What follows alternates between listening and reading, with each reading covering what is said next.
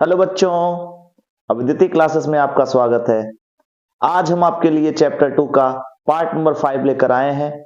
इसके पहले वाले वीडियो में हम 2019 तक के आए हुए सभी न्यूमेरिकल प्रॉब्लम्स को डिस्कस कर चुके हैं। आज के वीडियो में हम आपके लिए लेकर आए हैं 2018 और 2017 में आए हुए उन सभी महत्वपूर्ण प्रश्नों को जो आपके बोर्ड एग्जाम के लिए बहुत ही महत्वपूर्ण हैं। चलिए आज का वीडियो यहीं पर शुरू करते हैं। देखिए आज का हमारा पहला क्वेश्चन बहुत ही शानदार क्वेश्चन है। ये क्वेश्चन आपका 2018 में सेट नंबर 1 में पूछा गया था। क्या है क्वेश्चन?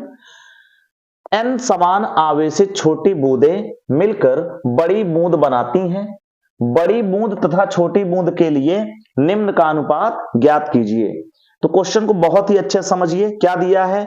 n समान आवेशित छोटी बूंद मिलकर एक बड़ी बूंद बनाती है और उस बड़ी बूंद और छोटी बूंद के लिए हमें क्या क्या ज्ञात करना है? धारिता ज्ञात करना है, विभव ज्ञात करना है, आवेश ज्ञात करना है और स्थैतिक वैद्युत ऊर्जा ज्ञात करनी है। तो चलिए इस क्वेश्चन को हम यही शुरू करते हैं। मान लो सबसे पहले माना छोटी बूंद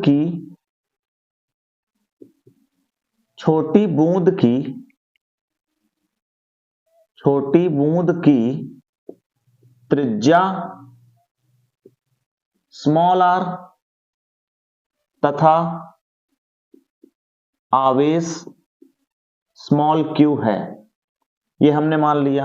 अच्छा, आपको प्रश्न में क्या कह रहा है? प्रश्न में कह रहा है कि n समान आवेशित छोटी बूंद मिलकर एक बड़ी बूंद बनाती है। इसका मतलब जितना आयतन n छोटी बूंद को मिलाकर होगा उतना ही आयतन एक बड़ी बूंद का भी होगा। तो यहां हम लगाएंगे इसी कॉन्सेप्ट को। यहां हम लिखेंगे n छोटी बूंद का आयतन बराबर n छोटी बूंद का आयतन बराबर बड़ी बूंद का आयतन। ठीक है। मान लेते हैं बड़ी बूंद की त्रिज्या कैपिटल आर है। मान लो बड़ी बूंद की त्रिज्या कैपिटल आर है, इसको हमने मान लिया। तो सबसे पहले हम स्मॉल आर और कैपिटल आर में रिलेशन फाइंड कर लेते हैं। तो चलो देखते हैं। n गुणे बूंद का शेप कैसा होता है? गोलाकार होता है। और अगर मैं आपसे पूछूं गोले का आयतन क्या होता है तो आप बताएंगे 4/3 पाई आर क्यूब।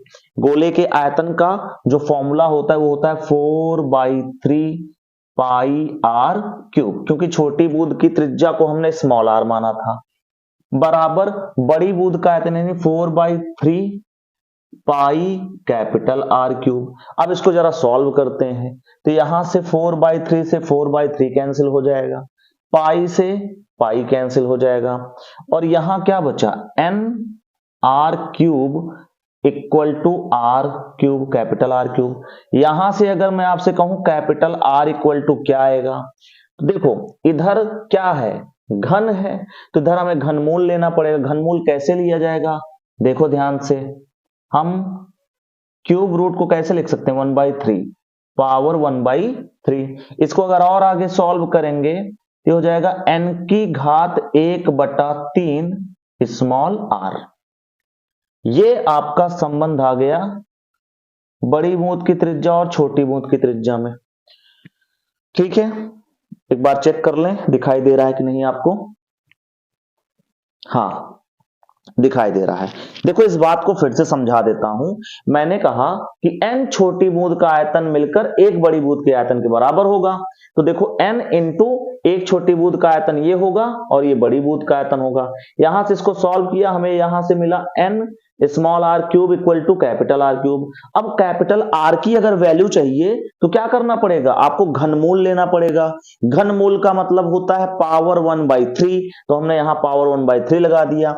अब घात की घात का क्या होता है? गुणा होता है। तो चेक करो n की यहां घात क्या है?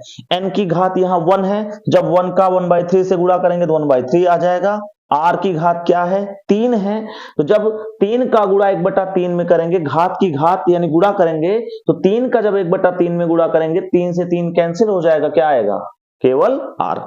तो हमने बड़ी बूंद की त्रिज्या छोटी बूंद की त्रिज्या के पद में सॉल्व कर ली है। अब हमें धारिता निकालनी है। तो देखो सबसे पहले हम लिखेंगे छोटी बूंद की धारिता। बोलो धारिता का फॉर्मूला सबको पता है, मान लेते हैं सी है। छोटी बूंद की धारिता हमने सी मान ली, तो सी बराबर क्या होगा, फॉर्मूला होता है 4 पाई एप्सिलॉन नॉट इंटू त्रिज्या। त्रिज्या को हमने स्मॉल आर माना है, ये हो गया ठीक है। और बड़ी बूंद की धारिता निकाल लेते हैं। बड़ी बूंद की धारिता इसको हमने बोल दिया, मान लो सी डैश बोल दिया, तो यहां से इसका फॉर्मूला होगा 4 pi epsilon nought into capital R होगा, क्योंकि भैया बड़ी बूंद की धारिता बड़ी बूंद की त्रिज्या को हमने कैपिटल आर माना है ना। तो अब आप कैपिटल आर की वैल्यू क्या पुट करेंगे, n to the power 1/3 into small r. तो यहां से हो जाएगा c dash equal to 4 pi epsilon nought, r की जगह हो जाएगा n की घात 1/3 आर। अब अगर आपको अनुपात पूछ रहा है, तो यानी अगर आपसे पूछा जाए बड़ी बूंद की धारिता बटे छोटी बूंद की धारिता, तो यहां क्या आ जाएगा 4 pi epsilon nought into n की घात 1/3 आर बटे 4 pi epsilon nought into r. सभी यहां पर कैंसिल हो जाएंगे, केवल क्या बचेगा n की घात 1/3, यानी कि धारिता का अनुपात क्या आया n की घात 1/3। ये आया आपका पहला आंसर। बोलो यहां तक कोई समस्या है, कोई समस्या नहीं होनी चाहिए। ठीक, हमने यहां पर क्या अप्लाई किया है, गोली चालक की धारिता क्या होता है 4 pi epsilon nought into r होता है। तो छोटी बूंद की त्रिज्या आर थी, बड़ी बूंद की त्रिज्या कैपिटल आर थी, कैपिटल आर का मान यहां से रख दिया, फिर दोनों को डिवाइड किया, हमें धारिताओं का अनुपात पता चल गया है। अब एक काम करते हैं, विभव निकालते हैं। तो छोटी बूंद का विभव, छोटी बूंद का विभव, V बराबर फॉर्मूला बताएं आप लोग, V बराबर होता है 1/4 पाई एप्सिलॉन नॉट क्यू बटा आर, यही तो होता है। अच्छा यहां एक चीज हमें और इमेजिन करनी पड़ेगी कि यहां हमें आवेश इमेजिन करना पड़ेगा कि छोटी बूंद का आवेश क्या है, मान लेते हैं क्यू। अच्छा हमने इमेजिन किया भी है, देखो छोटी बूंद का आवेश हमने इमेजिन किया है क्यू। तो एक बात बताओ, हमारे पास कितनी छोटी बूंद है, n छोटी बूंद है, तो भैया बड़ी बूंद पर कितना आवेश होगा, भाई एक छोटी बूंद का विभव एक छोटी बूंद का आवेश क्या है स्मॉल क्यू, तो n छोटी बूंद का आवेश क्या होगा nq होगा ना। और यही किसके बराबर होगा, बड़ी बूंद के आवेश के। कुल मिलाके बड़ी बूंद का आवेश क्या होगा, अगर बड़ी बूंद के आवेश को हम कैपिटल क्यू माने तो n इंटू स्मॉल क्यू ही तो होगा। तो उसको हम देखते हैं, यहां लिखेंगे बड़ी बूंद पर आवेश किसके बराबर होगा, कैपिटल क्यू बराबर, ये होगा n स्मॉल क्यू। और विभव यहां अगर हम निकालें, विभव को हम यहां v डैश बोल दें, तो हो जाएगा 1/4 पाई एप्सिलॉन नॉट, इस बार कैपिटल क्यू बटे कैपिटल आर हो जाएगा। क्यों, क्योंकि बड़ी बूंद पर भैया आवेश कैपिटल क्यू है और त्रिज्या क्या है कैपिटल आर है। तो जरा और आगे सॉल्व करते हैं, यहां से v डैश बराबर हो जाएगा 1/4 पाई एप्सिलॉन नॉट, इस कैपिटल क्यू की जगह क्या आ जाएगा n स्मॉल क्यू। अच्छा कैपिटल n होगा यहां, है ना, यहां कैपिटल n है क्वेश्चन में। अच्छा बटे कैपिटल आर की वैल्यू हमने यहां से निकाल दी है n 1/3 आर। जरा अब इस n को ऊपर ले जाकर सॉल्व करना पड़ेगा, यहां करते हैं तो v डैश इक्वल टू हो जाएगा, ये n ऊपर जाएगा, ध्यान से देखना 1/4 पाई एप्सिलॉन नॉट स्मॉल क्यू बटा स्मॉल आर, ऐसे लिख लेते हैं। जो बचा है क्या n बचा है, और ये n ऊपर जाएगा तो गुणे हो जाएगा n की घात -1/3। जरा इसको और सॉल्व करते हैं, तो यहां से v डैश इक्वल टू हो जाएगा 1/4 पाई एप्सिलॉन नॉट क्यू बटा आर। अब यहां इसकी घात को 1 मान सकते हो ना, घात को यहां 1 मान सकते हो, तो यहां घात गुणे में घात जुड़ेंगे, यानी 1 प्लस माइनस 1/3।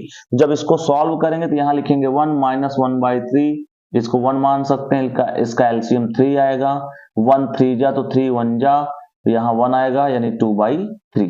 तो यहां n की घात क्या हो जाएगा 2/3। अगर आप विभव का अनुपात चाहते हो, यानी विभव का अनुपात यहां अगर हम निकालना चाहें, विभव का अनुपात v डैश बटा v, पहले बड़ी बूंद का विभव, देखो क्वेश्चन में क्या बोल रहा है, बड़ी बूंद तो है छोटी बूंद, यानी पहले बड़ी बूंद आएगी फिर छोटी बूंद, तो बड़ी बूंद का विभव v डैश है, छोटी बूंद का v है। v डैश का मान यहां से आ चुका है 1/4 पाई एप्सिलॉन नॉट क्यू बटा आर इंटू एन की घात 2/3, पूरे का बटा v है, v कितना आया है 1/4 पाई एप्सिलॉन नॉट क्यू बटा आर। ये पूरा टर्म कैंसिल हो चुका है, विभव का जो अनुपात है वो हमें मिल चुका है n की घात 2/3। ये आपका दूसरा आंसर आ चुका है। बोलो यहां तक कोई समस्या, बोलो होनी नहीं चाहिए, आसान था। अब जगह बची नहीं है तो इसको पॉज करके आप लोग नोट कर लो, ठीक है, इसको पॉज करके नोट करो, मैं इरेज करने वाला हूं, जल्दी से नोट कर ले यहां तक।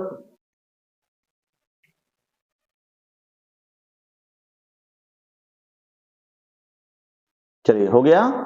इसका देखो तीसरा पार्ट क्या है, आवेश। तो हमने देखो, हमने छोटी बूंद का आवेश क्या माना था, छोटी बूंद का आवेश स्मॉल क्यू माना था, बड़ी बूंद का आवेश कैपिटल क्यू माना था, और हमें पता ये कैपिटल क्यू किसके इक्वल है, एन क्यू के। कैसे पता, बहुत सिंपल फंडा है ना, बहुत सिंपल लॉजिक है कि भाई अगर एन छोटी बूंद मिलकर बड़ी बूंद बना रही है, तो एक छोटी बूंद का आवेश अगर स्मॉल क्यू है तो एन छोटी बूंद का आवेश क्या होगा, एन क्यू होगा। तो यहां बड़ी बूंद पर आवेश क्या हो जाएगा, एन क्यू। अब आपको अनुपात चाहिए तो कैपिटल क्यू बटे स्मॉल क्यू कर लो, एन क्यू बटे क्यू, क्यू से क्यू कैंसिल, तो यहां पर आंसर क्या आएगा, आवेशों का अनुपात क्या आया, एन आया। तीसरा आंसर भी हमें आ चुका है। देखो पहले में आंसर आया था n की घात 1/3, दूसरे में आंसर आया था n की घात 2/3, और आवेश हमारे पास क्या मिल चुका है, n। अब इसका अगला पार्ट है स्थैतिक वैद्युत ऊर्जा। तो मान लो छोटी बूंद की ऊर्जा U बराबर, फॉर्मूला होता है 1/2 Q इंटू V, ठीक है, सही है ना। अच्छा, और बड़ी बूंद की ऊर्जा हमने U डैश मान लिया, हो जाएगा 1/2 कैपिटल Q V डैश। देखो बड़ी बूंद का विभव हमने क्या माना है, V डैश माना है ना, तो इसलिए यहां पर फॉर्मूले में क्या आ जाएगा, V डैश। आवेश क्या माना था, कैपिटल Q, इसलिए फॉर्मूले में कैपिटल Q। अब हमें इनका अनुपात चाहिए, यानी U डैश बटा U चाहिए, समझे कि नहीं, हमें अनुपात चाहिए ना ऊर्जा का। तो पहले हमें बड़ी बूंद की ऊर्जा ऊपर लिखनी पड़ेगी, फिर नीचे छोटी बूंद की। जरा मान रखते हैं 1/2, कैपिटल Q का मान क्या आया है, अच्छा एक मिनट, कैपिटल Q का मान हम नहीं रखेंगे, डायरेक्ट लिखेंगे। देखो कैपिटल Q V डैश, और इसका हो जाएगा 1/2 स्मॉल q V, ये पूरा कैंसिल हो जाएगा, यहां क्या बचेगा, कैपिटल Q बटे स्मॉल q, और यहां बचेगा V डैश बटा V। ध्यान से समझो, तो इनका अनुपात हम पहले से ही सॉल्व कर चुके हैं।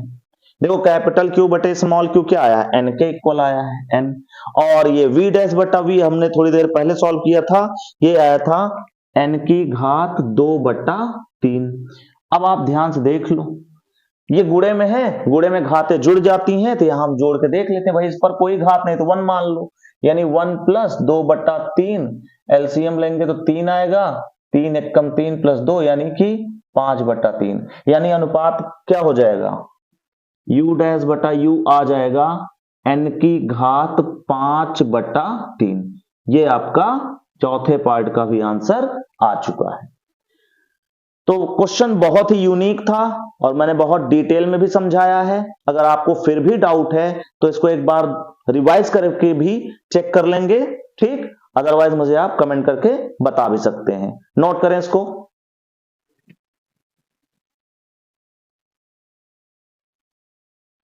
चलिए नेक्स्ट क्वेश्चन। एक आवेशित वायु संधारित्र में U नॉट ऊर्जा संचित है।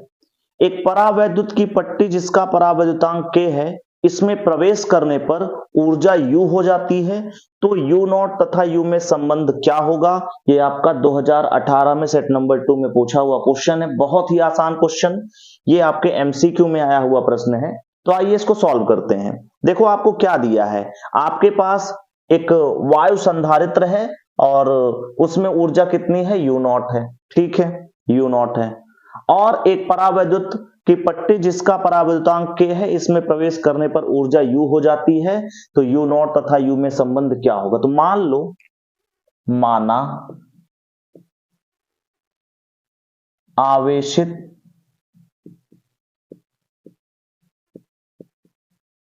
वायु संधारित्र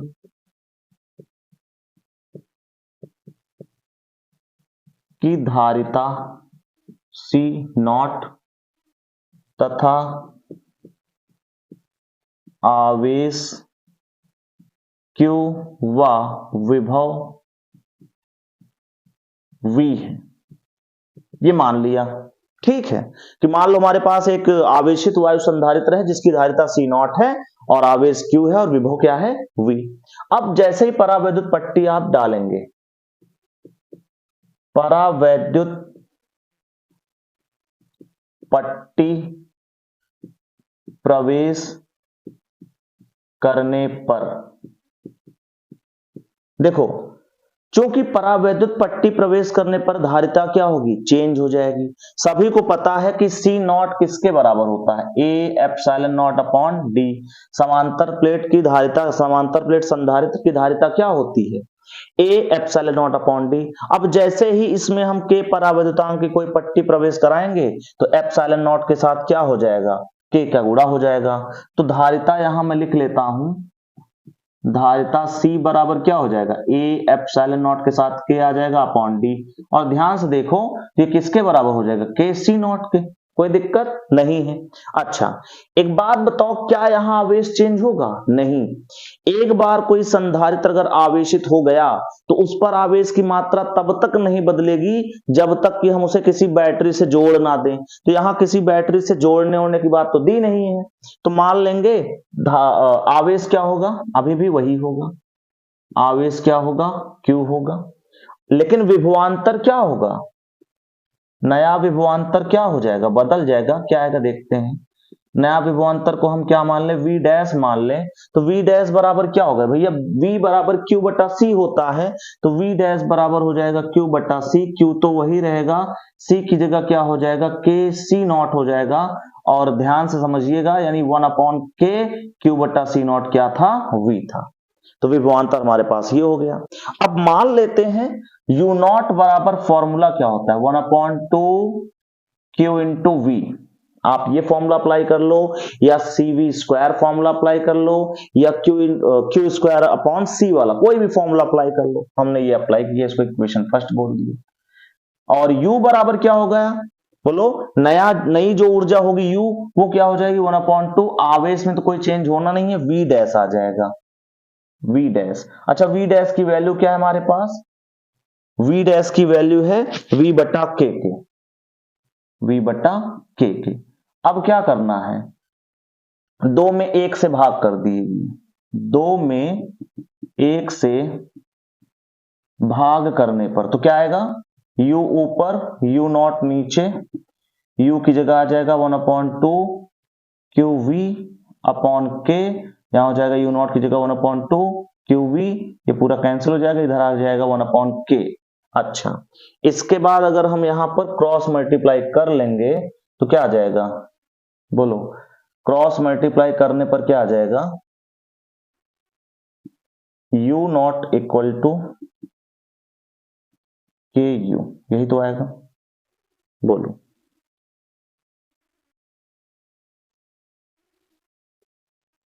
यू नॉट इक्वल टू के यू, यही ऑप्शन आपका करेक्ट होना चाहिए, नोट कर लें।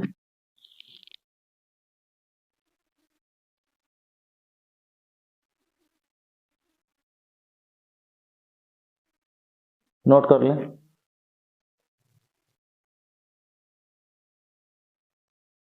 चलिए नेक्स्ट क्वेश्चन, और ये क्वेश्चन बहुत ही यूनिक है, ठीक है, ये क्वेश्चन बहुत ज्यादा यूनिक है।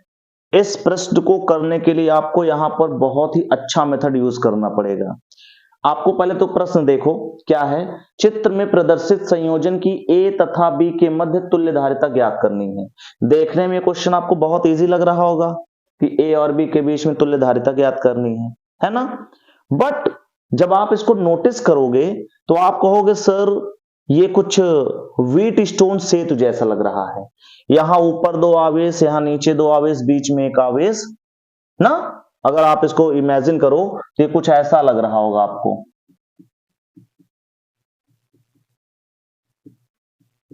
ये इसको हम कहते हैं व्हीट स्टोन सेतु, है ना। और इस टाइप के क्वेश्चन आप करते थे पहले, तो उसमें आप देखते थे कि जब C1 बटा C2 बराबर होता था C3 बटा C4 तो वो व्हीट स्टोन सेतु बैलेंस हो जाता था, और उस समय विकर्ण में लगा जो है संधारित्र हो या कोई भी अवयव हो, प्रतिरोध हो, वो प्रभावहीन होता था। मेरी बात ध्यान से सुनना, अगर ये C1 हो, ये C2 हो, ये C3 हो, ये C4 हो, और C1 बटा C2 बराबर हो किसके, C3 बटा C4 के, तो इसको हम संतुलित सेतु कहते हैं। इसको हम क्या कहते हैं, संतुलित सेतु कहते हैं। और उस अवस्था में ये जो C5 लग रहा है ना, C5 का कोई महत्व नहीं होता है, प्रभावहीन होता है। इसको हम कहते हैं व्हीट स्टोन सेतु संतुलित अवस्था में। बट यहां पर अगर आप नोटिस करो तो C1 क्या है 1, C2 क्या है 2, तो इधर आएगा C1 बटा C2, अगर आप देखेंगे तो 1/2 आएगा। इस क्वेश्चन के लिए अगर मैं C1/C2 निकालूं, ध्यान से समझिएगा, तो आपको मिलेगा 1/2, और अगर मैं C3 बटा C4 निकालूं तो मिलेगा 2/1। क्या ये दोनों बराबर हैं, बोलो बोलो, क्या ये दोनों बराबर हैं, तो आंसर है नहीं, ये दोनों बराबर नहीं है। इसका मतलब ये सेतु संतुलित नहीं है, मतलब इसमें जो बीच में लगा संधारित्र है ये भी महत्व रखेगा, प्रभावहीन नहीं होगा। समझ में आ रही बात। मोस्ट इंपॉर्टेंट क्वेश्चन, मतलब ऐसे क्वेश्चन आपको मिलेंगे नहीं जल्दी बोर्ड एग्जाम में, बहुत यूनिक क्वेश्चन है। और जब ऐसे क्वेश्चन एग्जाम में आते हैं ना तो अच्छे अच्छे स्टूडेंट्स का हिल जाता है, ठीक, बट आपका नहीं हिलेगा क्योंकि अब आप इसके सॉल्यूशन को यहां देखने चल रहे हैं। देखो बहुत ही अच्छा क्वेश्चन है, तो सबसे पहले आपको यहां लिखना चाहिए कि यह व्हीट स्टोन सेतु है जिसमें C1 बटा C2 does not equal to C3 upon C4, अर्थात सेतु संतुलित नहीं है, ठीक है, सेतु संतुलित नहीं है। तो हमें क्या करना है, अब ऐसे प्रश्न जिसमें सेतु संतुलित ना हो ना, तो वहां हम आवेश वितरण का प्रयोग करते हैं। कौन सा मेथड, आवेश वितरण का प्रयोग। याद करो ऑफलाइन क्लास में इसको पढ़ाया जा चुका है, याद आया, बोलो याद आया कि नहीं, नहीं याद आया, कोई बात नहीं, हम इसको आज फिर से डिस्कस करने चल रहे हैं। आवेश वितरण का क्या मतलब होता है, तो हम क्या करेंगे, यहां पर हम अपने मर्जी से, अपने स्वेच्छा से इनको आवेश दे देंगे।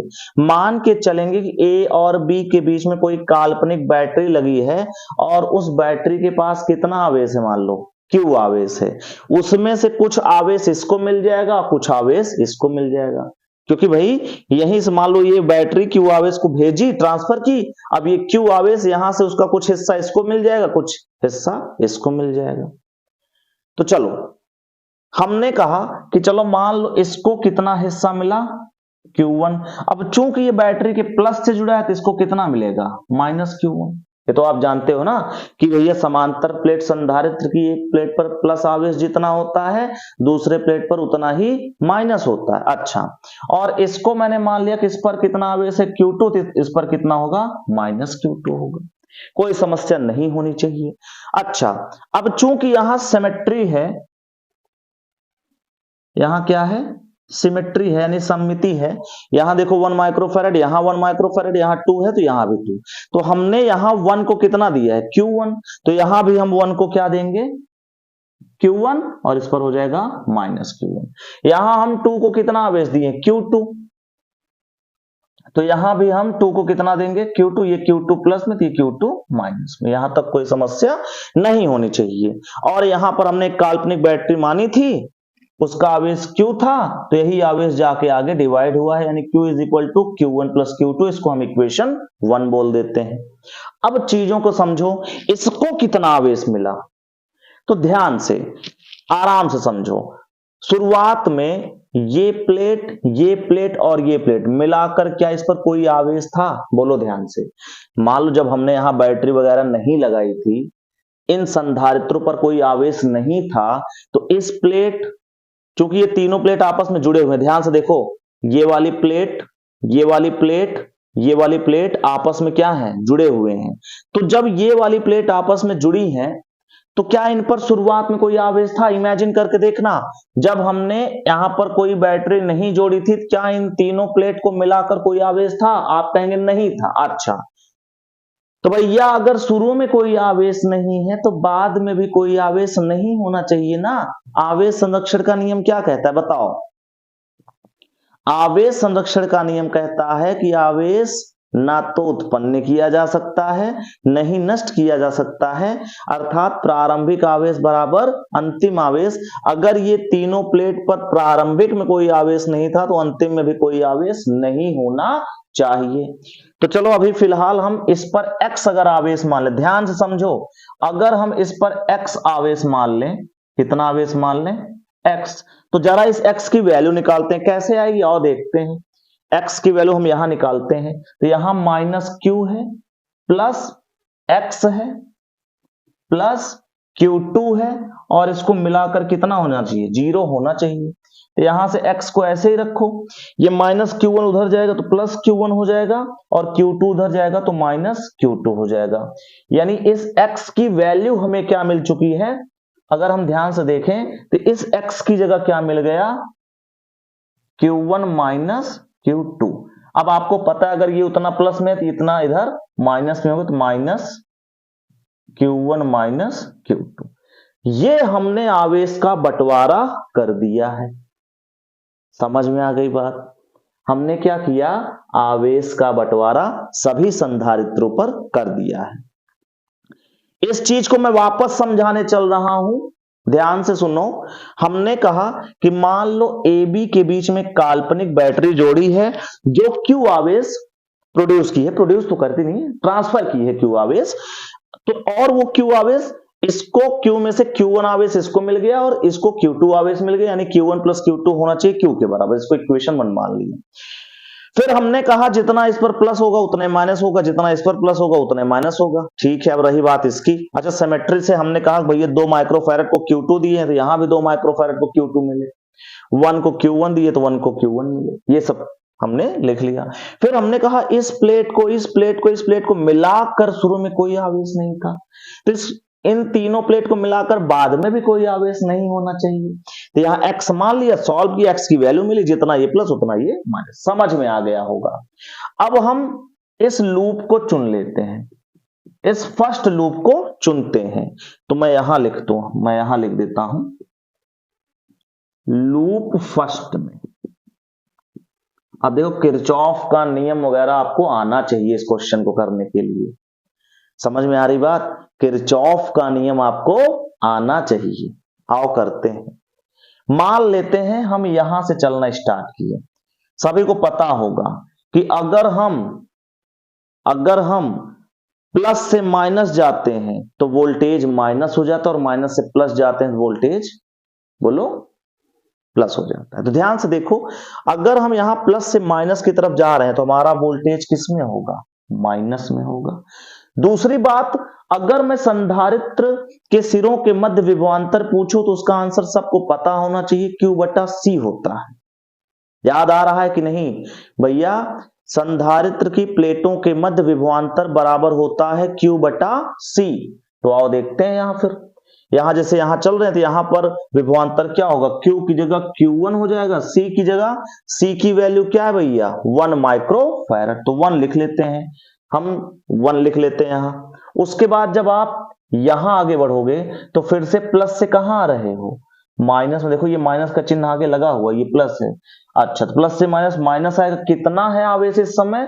तो आप कहेंगे Q1 माइनस Q2 बटा धारिता है 1। ठीक है, फिर माइनस से प्लस, देखो ऐसे चल के आ रहे हो आप, ऐसे तो इधर से जब आप जा रहे हो तो माइनस से प्लस, तो यहां आ जाएगा प्लस, कितना आवेश है? Q2 है, बटा इस बार 2 आएगा, और जहां से चले थे वहीं पहुंच गए तो आंसर हो जाएगा इधर 0। और इसको सॉल्व करते हैं तो यहां से अगर हम ध्यान से देखो तो क्या हो जाएगा? माइनस Q1 और माइनस, अच्छा इसका एलसीएम ले लेते हैं ना, इसका एलसीएम ले लेते हैं। 1 1 2 का एलसीएम क्या हो जाएगा? 2 हो जाएगा। 1 2 जा तो यहां माइनस 2 Q1, फिर माइनस का साइन, फिर 1 2 जा तो 2 से मल्टीप्लाई, यहां हो जाएगा Q1 माइनस Q2 प्लस 2 1 जा तो 1 से आएगा तो यही आएगा इक्वल टू 0। इधर ये 2 गुणे में चला जाएगा, 0 हो जाएगा, यानी माइनस 2Q1, फिर minus 2Q1 minus minus plus 2Q2 plus Q2 equal to 0। तो ध्यान से देखो, 2 2 4 यानी माइनस 4Q1 सॉरी बराबर नहीं, प्लस 2Q2 यानी 3Q2 बराबर 0। दिखाई दे रहा है कि नहीं बोर्ड में? हाँ दिख रहा है, ठीक। अब इसको हम कहां? यहां सॉल्व करते हैं। यहां तो यहां से आ जाएगा माइनस 4Q1 इक्वल टू, ध्यान से देखो, इक्वल टू ये 3Q2 उधर जाएगा तो माइनस 3Q2 हो जाएगा, माइनस 3Q2, ये माइनस से माइनस कैंसिल हो जाएगा। Q1 बराबर क्या आ जाएगा? 3, और ये 4 डिवाइड में आ जाएगा Q2। इसका मान समीकरण 1 में रख दो। समीकरण 1 में मान रखने पर, ध्यान से समझो हर एक स्टेप को आराम से। तो भाई साहब यहां Q बराबर क्या है? Q बराबर Q1 की जगह क्या लिखोगे? 3/4 Q2 प्लस Q2, यहां 1 मान लो, एलसीएम ले लो, तो यहां से एलसीएम होगा 4, यहां से हो जाएगा 3Q2 प्लस 1 4 जाते यानी 4Q2, जोड़ेंगे तो 7Q2 बटा 4। तो हमें Q2 की वैल्यू यहां से निकाल लो। Q2 की वैल्यू क्या होगी? 4Q बटा 7। Q2 की वैल्यू हमें मिल चुकी है, ठीक है, हमें Q2 की वैल्यू मिल चुकी है। अब आप इसको, इस चीज को यहां से देखो ध्यान से। Q1 बराबर हमें क्या था? Q1 बराबर हमें क्या मिला? 3/4, 3/4। Q2 की जगह हमने क्या निकाला है? 4/7Q। ध्यान से सुनना मेरी बात, नहीं फंस जाओगे। Q2 का मान एक बार आ गया, फिर जो Q1 वाला इक्वेशन बना था उसको आप इक्वेशन 3 बोल दो, मान लो, यहां लिख देना समीकरण 3 से, समीकरण 3 से। तो समीकरण 3 में हमने Q1 बराबर देखो 3/4, उसके बाद Q2 का मान यहां से रखा 4Q/7, 4 से 4 कैंसिल हो चुका है, Q1 बराबर आ चुका है 3/7Q। Q1 Q2 का मान आ चुका है।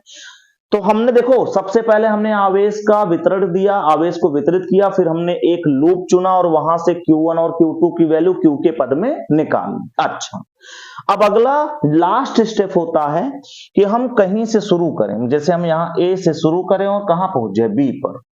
A से शुरू करें और कहां पहुंच जाए? B पर, इस रास्ते को, और फिर हम उसको सॉल्व कर लेते हैं, पूरा वैल्यू रखकर सॉल्व करेंगे। तो अब आप यहां लिखेंगे इसको x बोल देता हूं, तो A X B, path A X B के लिए, तो जैसे अगर हम यहां ए से शुरू कर रहे हैं तो वी ए लिखेंगे, फिर यहां प्लस से माइनस जा रहे हैं, माइनस आएगा, क्या लिखा है ऊपर, Q1 बटा 1। भाई देखो विभवांतर निकालना है तो विभवांतर बराबर Q बटा C होता है, तो Q बटा C यहां 1 था, फिर यहां से प्लस से माइनस तो माइनस हो जाएगा, Q2 बटे इस बार क्या है 2 है, और जहां चलना था वहां पहुंच गए VB। ठीक, अच्छा इस VA को वहां भेज दो या VB को यहां ले आओ, तो VA इसको यहां लाओगे तो माइनस VB बराबर उसको वहां भेज दो, इन दोनों को वहां भेजोगे तो Q1 प्लस में हो जाएगा, 1 भी प्लस में हो जाएगा, इधर प्लस Q2 बटा 2 भी प्लस में हो जाएगा। अब VA माइनस VB को विभवांतर कहते हैं, VA माइनस VB को क्या कहते हैं, विभवांतर। और विभवांतर हमने A से B का निकाला है, तो A से B का विभवांतर हम मान सकते हैं V, और अगर पूरे का विभवांतर V है तो भैया विभवांतर बराबर क्या होता है, आवेश बटे धारिता। तो आवेश हमने कुल माना है Q, और धारिता हम तुल्य धारिता को क्या मान लेते हैं, C इक्विवेलेंट। यहां से Q1 का मान हमने सॉल्व कर लिया था 3/7Q, प्लस Q2 का मान हमने सॉल्व कर लिया था 4/7, और Q और बटे में क्या रह गया 2। इसको सॉल्व कर लेते हैं, 2 से ये 4 कैंसिल, यहां 2 हो जाएगा, यानी Q by C equivalent equal to 3/7Q plus 2/7Q, इसमें कॉमन ले लो Q, तो यहां हो जाएगा 3/7 प्लस 2/7, Q से Q कैंसिल, यानी 1/C इक्विवेलेंट इक्वल टू हो जाएगा, ध्यान से देखो 7 7 तो कॉम मतलब एलसीएम हो जाएगा, 3 + 2 5/7, क्रॉस मल्टीप्लाई कर लेंगे तो यहां हो जाएगा 5C इक्विवेलेंट इक्वल टू 7, तो यहां से अगर मैं लिखूं C equivalent equal to 7/5, solve करेंगे तो 1.4, और इसकी यूनिट होगी माइक्रोफैरड। तो इस क्वेश्चन का आंसर आएगा 1.4 माइक्रोफैरड। समझ गए, बहुत आसान क्वेश्चन है अगर आपको स्टेप्स पता है। तो मैंने इसको इन डिटेल सॉल्व कर दिया है, अगर आपको भी ऐसे क्वेश्चंस मिले तो उसकी प्रैक्टिस करें, ठीक है, पॉज कर लो और नोट कर लो।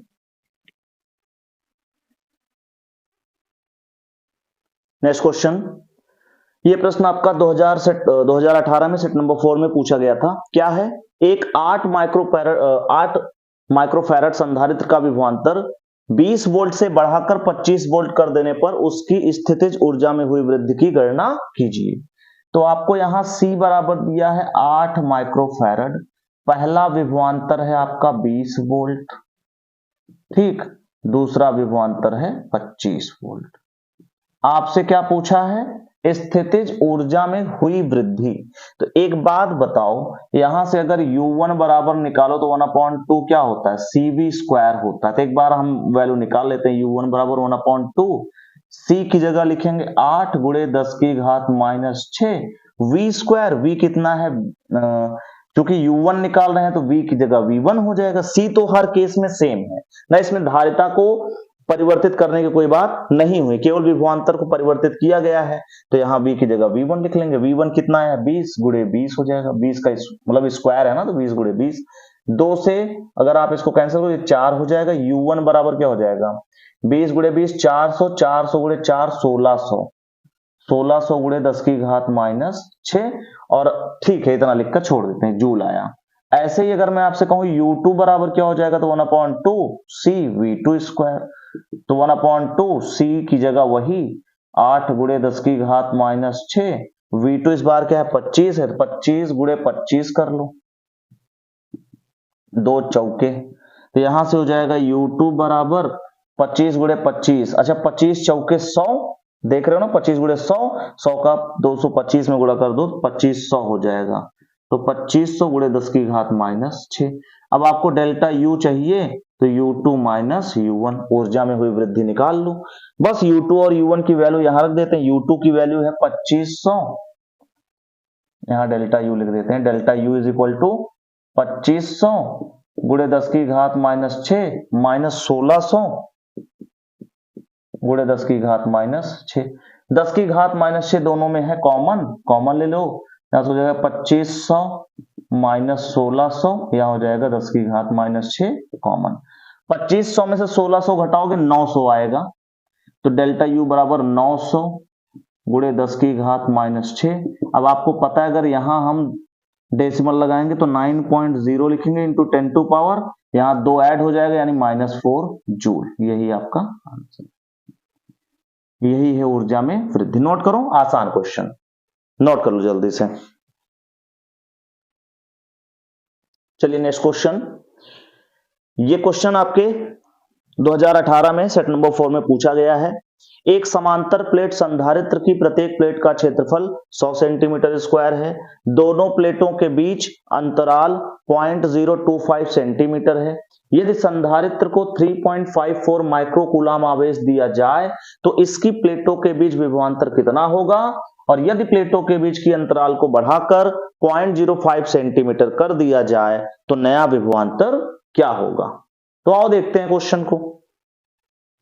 आपको पहले क्या दिया है, एरिया ऑफ द प्लेट कितना है 100 सेंटीमीटर स्क्वायर, तो आपको पता है सेंटीमीटर किसके इक्वल होता है, सेंटीमीटर इक्वल होता है 10 टू पावर माइनस 2 मीटर के, और सेंटीमीटर स्क्वायर अगर कहोगे तो 10 टू पावर माइनस 2 का स्क्वायर करना पड़ेगा। तो यहां से आ जाएगा area equal to 100 into 10 to the power minus 4 metre square. फिर प्लेटों के बीच की दूरी स्मॉल डी, ये हमें कितना दिया है 0.025 सेंटीमीटर दिया है, तो भैया सेंटीमीटर को मीटर में बदलने के लिए 10 टू पावर माइनस 2 लिखना पड़ेगा, मीटर हो जाएगा। और आवेश कितना दिया है 3.54 माइक्रो की जगह होता है 10 की घात माइनस 6 कूलाम। क्या पूछा है भैया, विभवांतर पूछा है, विभवांतर पूछा है। तो विभवांतर बराबर क्या होता है Q बटा C, क्या होता है Q बटा C होता है।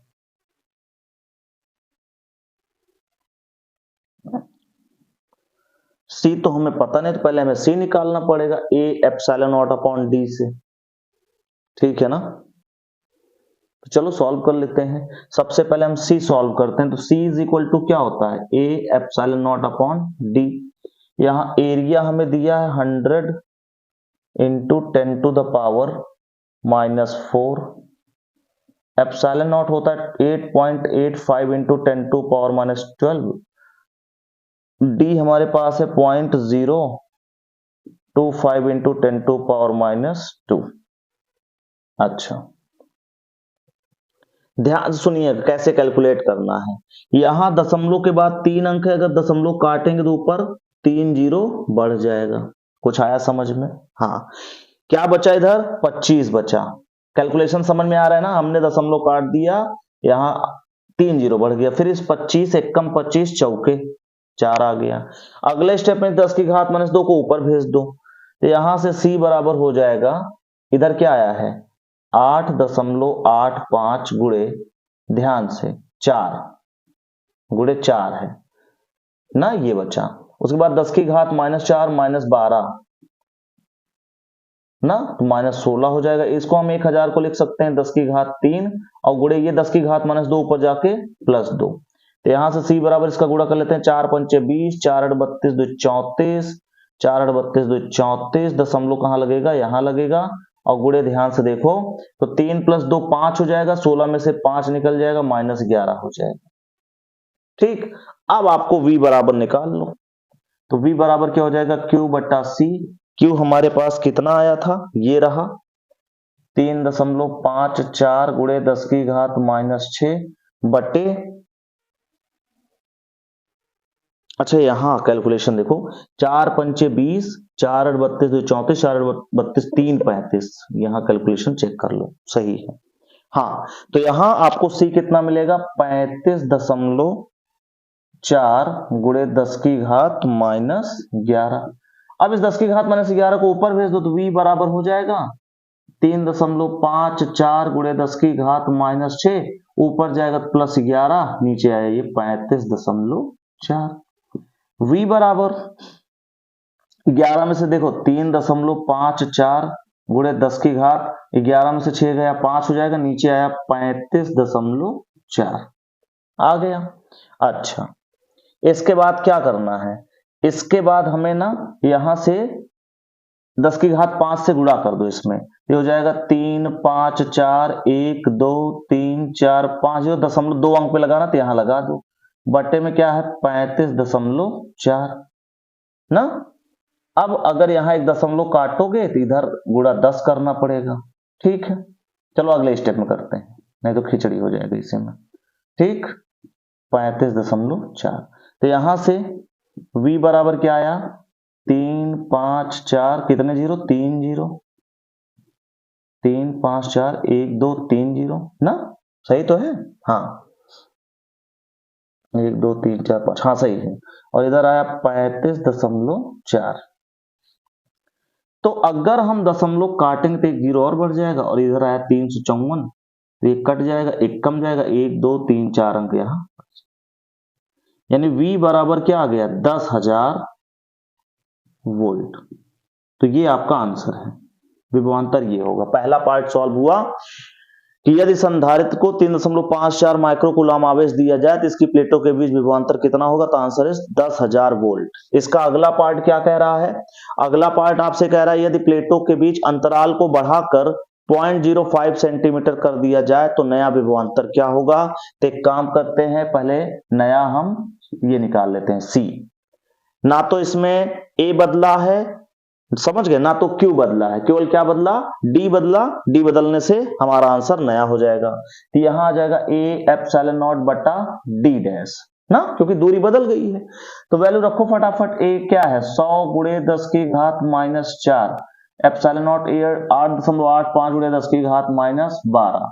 इधर क्या आया, इधर आया डी कितना है, डी डैश कितना है, डी डैश ये रहा, ये 0.05 और सेंटीमीटर 10 की घात -2। जरा इसको सॉल्व कर लो, सी डैश बराबर क्या हो जाएगा।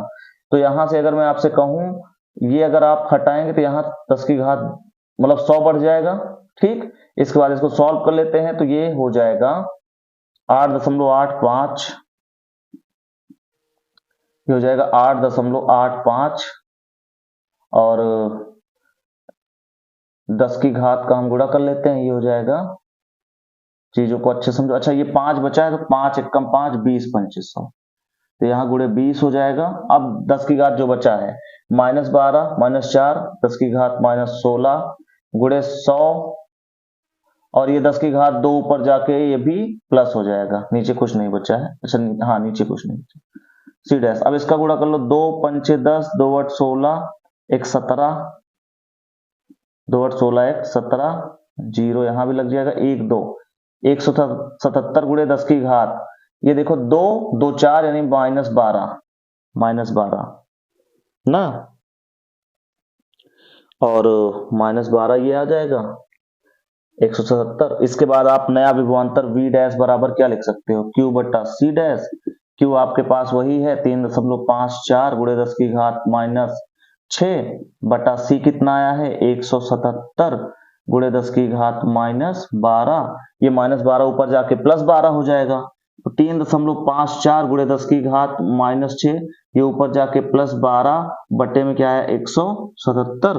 तो v डैश बराबर हो जाएगा, देखो ध्यान से, 3.54 गुणे 12 में से 6 गया 10 की घात 6 बटे 177। क्या करना है, 10 की घात 6 में से 100 इसको दे दो, यानी 10 की घात 2 इसको दे दो, ये हो जाएगा 354 गुणे 10 की घात 4 बटे में आ गया 177, तो ये दूना कट जाएगा, ठीक। ऊपर आया v डैश बराबर 2 गुणे 10 की घात 4 मतलब 10,000, यानी answer v dash equal to 20,000। ये आपका आंसर, नोट कर लो। पहले केस में विभवांतर क्या आया है 10,000, दूसरे केस में 20,000 वोल्ट। कैलकुलेशन थोड़ा लंबा था बट बहुत ही अच्छा क्वेश्चन, आसान क्वेश्चन था। पहले आपने यहां पर संधारित्र की धारिता निकाली, फिर v बराबर q बटा c लगाया दोनों केस में, ठीक है। कैलकुलेशन पर ध्यान दीजिए, नोट कर लें इसको। चलिए नेक्स्ट क्वेश्चन, चित्र में आपको दो चालक दिखाए गए हैं जिनकी त्रिज्याएं R1 और R2 हैं, और आपसे कह रहा है कि अगर इन चालकों को पतले तार द्वारा जोड़ दिया जाता है तो इनकी तुल्य धारिता क्या होगी। देखो, सबसे पहले इस गोलीय चालक की धारिता को C1 मान लो और इसकी मान लो C2। C1 की वैल्यू क्या होगी, 4 पाई एप्सिलॉन नॉट R1 होगी, और C2 का कितना होगा, 4 पाई एप्सिलॉन नॉट R2। अब याद करो, जब मैंने आपको डेरिवेशन कराया था दो चालकों को पतले तार द्वारा जोड़ने पर ऊर्जा हानि, तो उसमें आपने देखा था जब दो चालक को एक पतले तार द्वारा जोड़ दिया जाता है तो उनकी तुल्य धारिता होती थी C1 प्लस C2। तो इनकी तुल्य धारिता यहां पर क्या होगी,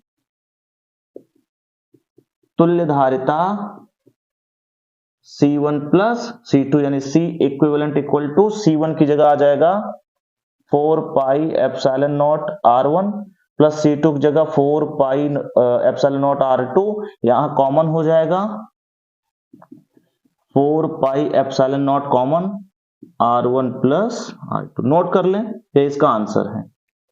प्रश्न 2018 के सेट नंबर 5 में MCQ में पूछा गया था। नोट कर लें इसको, बहुत आसान क्वेश्चन। नेक्स्ट क्वेश्चन, क्या आप एक फैराड धारिता वाले संधारित्र को एक अलमारी में रख सकते हैं? तो देखो, आंसर तो है नहीं, इसका आंसर है नहीं, बट क्यों, रीजन आओ देखते हैं। तो देखो, अगर मैं मान लो हमारे पास जो संधारित्र है वो गोलीय चालक जैसा है, हमने क्या कहा कि मान लेते जो हमारा संधारित्र गोलीय चालक जैसा है जिसकी त्रिज्या हमने R मान ली, तो आपको C बराबर पता है इसके लिए क्या होता है, 4 pi epsilon nought into R होता है। C की जगह हमें क्या लेना है, 1 लेना है। 4 पाई एप्सिलॉन नॉट की वैल्यू क्या होती है, किसी को पता है, मैं बताता हूं। 1/4 पाई एप्सिलॉन नॉट क्या होता है, 9 इंटू 10 टू पावर 9। तो भाई साहब 4 पाई एप्सिलॉन नॉट क्या होगा फिर, 1/9 इंटू 10 टू पावर 9। तो इसकी जगह हो जाएगा 1/9 इंटू 10 टू पावर 9 और इंटू R, यानी यहां से ये गुणे में आ जाएगा तो 9 गुणे 10 की घात 9 मीटर त्रिज्या हो गई R की। अब सोचो, हमारे पास एक गोला है जिसकी त्रिज्या क्या है, 9 गुणे 10 की घात 9 मीटर। इतने बड़े गोले की धारिता 1 फैराड होगी। अब अगर आप कंपेयर करो तो पृथ्वी की त्रिज्या कितनी होती है, पृथ्वी की त्रिज्या होती है 6400 किलोमीटर। बोलो, पूरे पृथ्वी की त्रिज्या क्या होती है,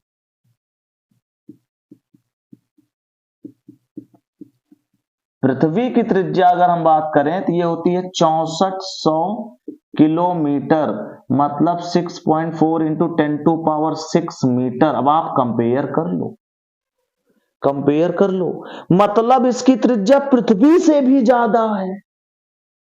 तो क्या ऐसे गोले को आप किसी अलमारी में रख पाओगे, असंभव है। समझ गए आंसर, समझे कि नहीं, क्योंकि आपके पास एक फैराड उस गोली चालक की धारिता होगी जिसकी त्रिज्या कितनी होगी, 9 गुणे 10 की घात 9 मीटर।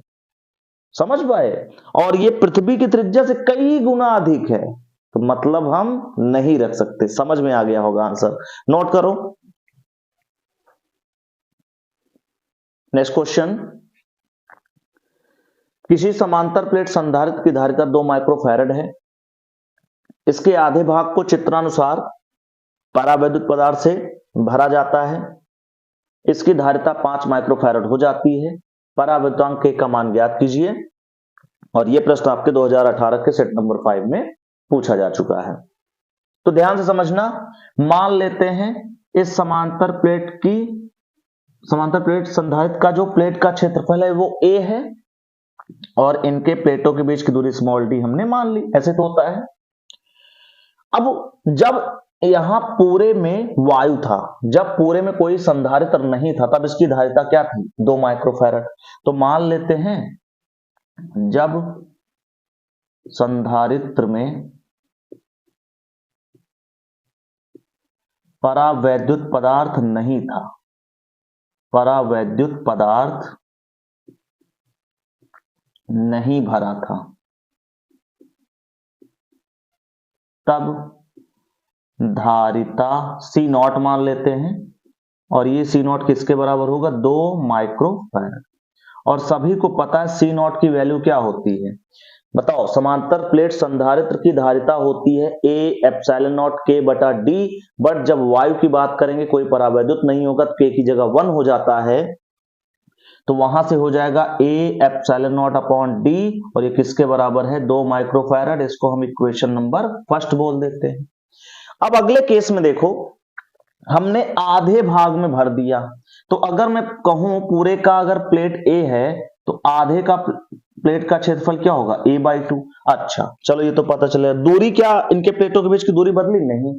अब याद करो, ट्रिक मैंने बताया था, याद है, ट्रिक मैंने 2-3 वीडियो में बताया था कि अगर प्लेट डिवाइड हो ना, प्लेट का क्षेत्रफल बटे, तो वहां हम समांतर क्रम बोलते थे, और अगर प्लेटों के बीच की दूरी को बदला जाए या दूरी डिवाइड हो रही हो तो उसको हम श्रेणी बोलते थे। तो यहां हम मान सकते हैं कि ये जो संधारित्र है वो दो, मतलब ये जो दिया गया संधारित्र है ये दो संधारित्र से मिलकर बना है ना।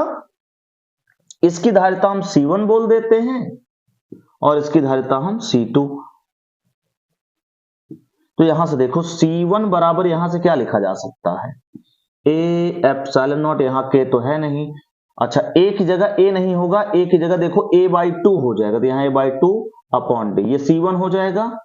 इसी प्रकार C2 क्या हो जाएगा, ए एप्सिलॉन नॉट, ए की जगह a/2 होगा क्योंकि प्लेट का क्षेत्रफल ए नहीं रहा, a/2 हो गया, और यहां परावैद्युतांक के भी है अपॉन, ये हो जाएगा। अब इसकी तुल्य धारिता, अतः तुल्य धारिता C इक्विवेलेंट कितना हो जाएगा, C1 प्लस C2। अब ये C1 प्लस C2 हम क्यों लिख पा रहे हैं, क्योंकि इसको हमने समांतर क्रम में माना है। अच्छा माना क्यों है, क्योंकि भैया ये प्लेट डिवाइड हो रहा है, प्लेट का क्षेत्रफल बट रहा है, इसलिए ये समांतर क्रम में होगा। तो हम ये बोल सकते हैं, ये हम बोल सकते हैं कि दिया गया संधारित्र दो संधारित्रों के समांतर संयोजन से बना मान सकते, ठीक। और इनकी धारिताएं C1 और C2 हमने निकाल ली। अब देखो C वही है, समांतर प्लेट संधारित्र की धारिता वाला ही फॉर्मूला है। क्या होता है C बराबर ए एप्सिलॉन नॉट के बटा डी। अब यहां ए क्या है, अब ये ए पूरे का था ना, तो आधे का a/2 हो जाएगा, इसलिए a/2 epsilon not upon D, ऐसे C2 निकाल लिया। अब इन दोनों को ऐड कर लेंगे, C इक्विवेलेंट इक्वल टू क्या आएगा, C1 प्लस C2। अच्छा C इक्विवेलेंट हमें दिया है, देखो धारिता कितनी हो जाती, 5, तो यहां मैं 5 लिख लेता हूं। C1 की जगह क्या लिखोगे, ए epsilon not upon 2d, C2 की जगह ए एप्सिलॉन नॉट के अपॉन 2d, यहां कुछ कॉमन ले लो, तो यहां कॉमन ले लो, A epsilon not upon D common ले लो, यहां बचेगा 1/2 और यहां बचेगा k/2। बोलो कोई डाउट तो नहीं है, ए एप्सिलॉन नॉट डी दोनों में था, कॉमन ले लिया। अच्छा ए एप्सिलॉन नॉट अपॉन डी की वैल्यू क्या आई है, देखो यहां इक्वेशन 1 को, समीकरण 1 में देखो, ए एप्सिलॉन नॉट बटा डी किसके बराबर आया, 2 के, यहां हो जाएगा 5 बराबर 2, और यहां हो जाएगा 1/2 प्लस k/2। इस 2 को यहां ले आओ, डिवाइड में हो जाएगा, यानी 5। एक काम करो, यहां इसको सॉल्व करते हैं, इसका एलसीएम लेते हैं, तो 5 इक्वल टू 2, यहां एलसीएम लेके आएगा 2, ऊपर बचेगा 1 प्लस के, 2 से 2 cancel, 5 is equal to 1 plus K, तो यहां से k इज इक्वल टू क्या होगा, देखो 5 इक्वल टू 1 प्लस के, तो 1 इधर जाएगा माइनस हो जाएगा, 5 माइनस 1 यानी 4, k इज इक्वल टू क्या आया, 4। यही आपका आंसर है। नोट कर लो, क्वेश्चन कठिन बिल्कुल नहीं था, बस कॉन्सेप्ट था। क्या कॉन्सेप्ट था, शुरू में कोई परावैद्युत पदार्थ नहीं है, उस समय उसकी धारिता 2 माइक्रोफैराड है, तो मैंने मान लिया कि C0 2 माइक्रोफैराड, C0 की वैल्यू ये होती है। फिर हमने मान लिया दूसरे सिचुएशन में ये दो संधारित्रों के समांतर क्रम संयोजन से बना है, इसकी धारिता C1 मान लिया, इसकी C2, C1 C2 निकाला, समांतर क्रम में डायरेक्ट जोड़ते हैं, डायरेक्ट जोड़ दिया, इक्विवेलेंट हमें दिया था, रखा, सॉल्व किया, आंसर आया। नोट करो, आसान था, बोलो